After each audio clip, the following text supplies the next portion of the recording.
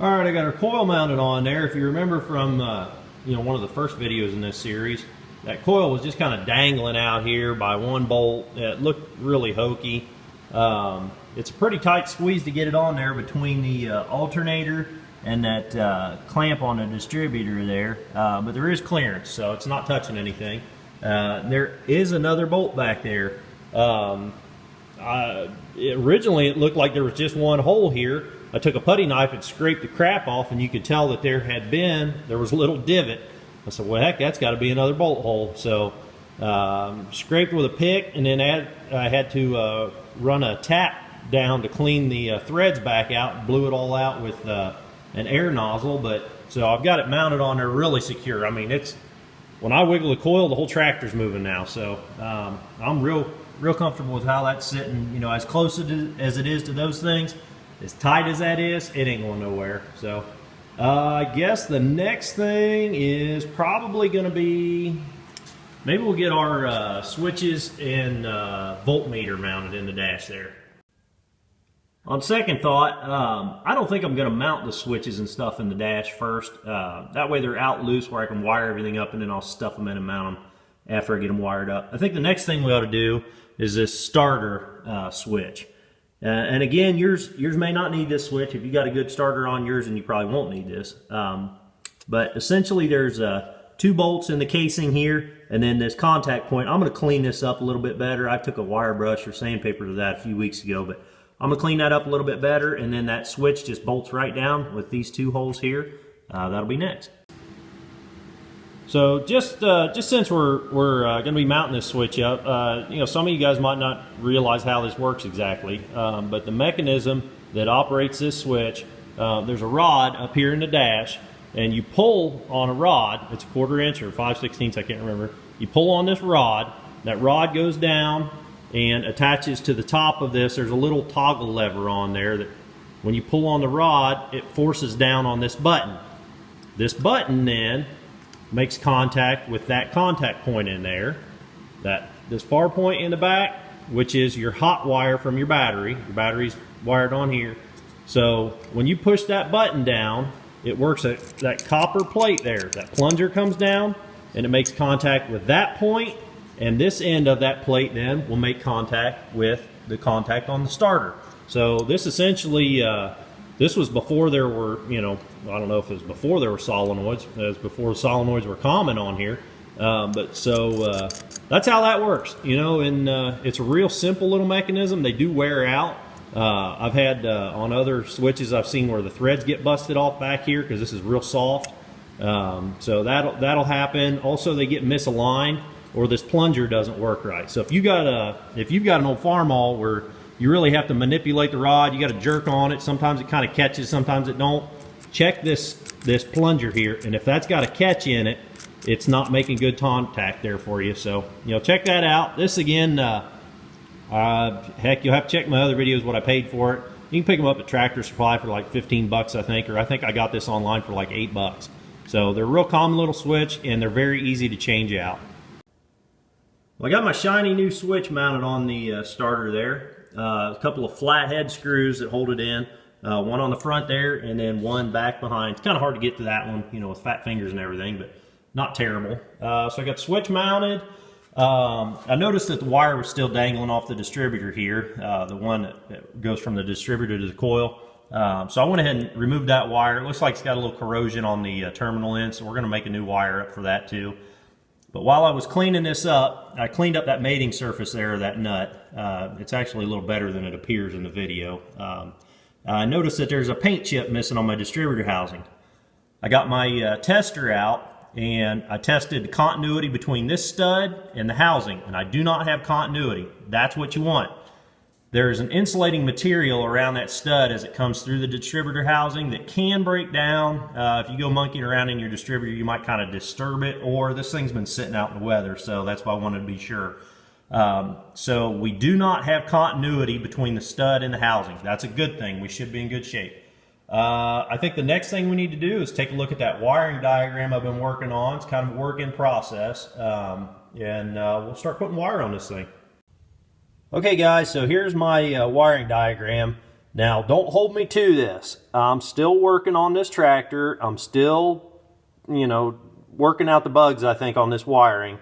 I feel pretty confident on most of it, but there's a couple of things like this one wire alternator. I don't know if I'll be able to get away with just the one wire. I may have to jump. There's a main lug, and then there's 2 little blade lugs. In other videos on other conversions and stuff, I've seen in other wiring diagrams where they're jumping one of those blades to that main lug, and then they take that other blade and they run it to like an indicator light. I don't think I'll have to do all that because we get the voltmeter. So, but I'm a little hesitant about that. So it's yet to be determined if that's going to work out with just the one wire. I think we're in good shape, but the other thing, this voltmeter, now you saw me in a previous video on the back side of that voltmeter. It's got like, I think there's like 4 lugs on the back of it. There's one hot, there's one positive, there's one negative, there's a ground, and then there's a light for the illuminate the gauge itself. So I'm pretty sure tying the ground and the battery negative together is going to work and just running at the ground, but again, that's yet to be determined. So we're going to see how well the voltmeter functions. So this is a preliminary work in process, but this is what I'm going off of for now. Now you saw where we probed out the light switch, so I feel pretty confident that the light switch is going to be, you know, that's okay the way I've got it. So anyhow, this is what I'm working off right now. As far as wire goes, there's only 3 sizes of wires. You got 2 gauge on the battery, and those are in good shape on my tractor, so I'm not going to replace those. Then you got 10 gauge for most everything else, and then there's 14 gauge. You know, so what I'm using is just regular old stranded copper jacketed black. Pick it up at Home Depot, Lowe's, or electrical supply house, wherever. But that's the wire that I'm using. I'm going to reuse my 2 gauge. Those are still good. So everything else here, this is the diagram that I'm working off of. And just this regular old stranded, plastic coated, nothing fancy wire. That's what I'm using to wire it up with. Okay guys, before we really get into the, you know, the wiring of this thing, let's talk about these terminals that we're going to be using. We're going to be using an assortment of ring terminals mostly. So these are 10 and 12 gauge wire, and these are 14, 16 gauge wire. So yellow and blue, they're color coded for the wire size that they work for. I'm not saying you can't get away with squeezing, you know, maybe squeezing a 12 into this, or maybe, you know, using these on a 14. But you know, those are the ratings for them anyhow. Now the sizes on these things. These are a real common one. Now I've got one in my hand here. I'm going to try to read it. The back of this says 5-5.5. So that's this real common size that I've used in the past on other tractors before. Like all these little terminals on the back of these switches, that's the size that you're going to use a lot on there. And the biggest one I think that we're going to end up using is the one that is on the starter. And that one's going to be 5.5 to 10, I think it says on the back there. That's this one. So do yourself a favor, if you don't have a pretty good assortment of these things, go out and get a handful of each one. Get more of these little ones, and these little ones in the yellow and blue. They're a real handy size to have around. But the tools you're going to need also, you know, pair of strippers, cutters. I don't like to use, I don't like to wear out my strippers, so I just keep a pair of side cutters to use cutting this, you know, 12 gauge wire especially, or 10 gauge and stuff like that. Now the crimper that I use is, I picked this up at a parts store years ago, but it's got a, you know, you can try to do this with a pair of pliers or whatever, you know, but if you can find one that's these are actually for non-insulated lugs. They put a dimple in them. Man, those things will not pull out. You crimp it on good and tight with that little dimpled thing there, and it is not going to come out. Let me just show you over here one that I've just done. I did actually run the starter wire, or the starter wire for the batteries here, and then this wire runs from the starter, 10 gauge, takes hot up to the push-pull switch. I don't know how well this is going to show up. It deforms the jacket a little bit, and it even does kind of break the yellow jacket a little bit. So you kind of lose the insulation properties on that. But when you use that dimpled tool, this is not going to pull off. You are never going to pull that off. So I would recommend getting one of those dimpled tools. I'm going to go ahead and get back into the rest of this wiring now. Okay, so we're looking at the back side of the ignition switch, or the push-pull switch. And you can see I've got all my connections made and tightened up. I made those connections out here, then I shoved the switch into the dash, and I'm fastening it now. But you can see I got my 2 wires coming off of this side. One's going to the alternator, one's going to the starter. And off the other terminal, I've got the 14 gauge wire is going to the positive side of the coil. The other heavy gauge 10 gauge wire is going to be coming up here to the voltmeter. And on this switch, it doesn't matter, you know, there's not like a hot side and a cold side, or an A and a B or whatever. There's just 2 terminals on that switch. So when you push the switch or pull it, you're opening or closing that connection. So just so long as you've got your alternator and starter wires on one side and voltmeter and coil on the other side, just don't flip-flop, one of these for one of these. As long as you've got that, it doesn't matter which post you use for which. In this switch, then you push it through and you put your nut on. You push it through. There's like a star-looking washer, and then this nut, I think it's a 3/4 inch wrench. So you tighten that down, and then the button head threads onto that. And the button head has got a little bit of a hex head on the back side. But what you do to keep that shaft, see, that shaft will spin. There's no stopping it. And a lot of guys get frustrated with this.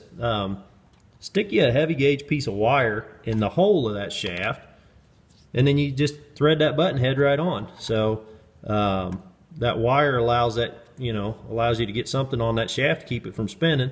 So that's how you do that. So the next thing I'm going to do, I'm going to start wiring in the voltmeter, and I'll get back with you.